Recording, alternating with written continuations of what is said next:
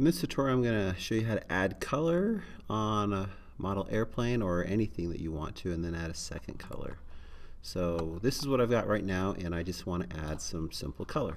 So before you can do any color, we need to get into the right mode. So up here along the top, you've got all these modes. You've got wireframe, this is solid mode, and then you've also have this look dev mode and then render mode. And those are the two modes to use for that. If you press Z on your keyboard, you can also get to that same area, and that's kind of what I like to do.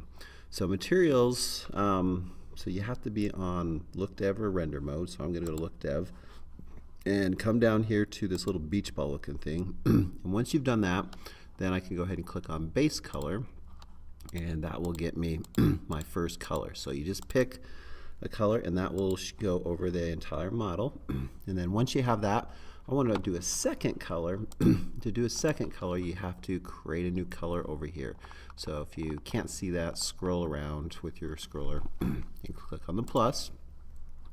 And then I'm going to go ahead and go to new, and then choose my secondary color. Sometimes it lags a little bit, so click on it and then choose that color that you want.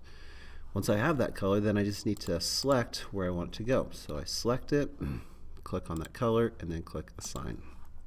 And if I want to create a third color, I do the same thing. So new, and then choose that color, and then from there you can just select. If you hold down shift, it'll let you select multiple things at the same time, and then you can assign that by clicking on the color and clicking assign, and that'll get you your color. You can keep kind of playing with that until you get what you want.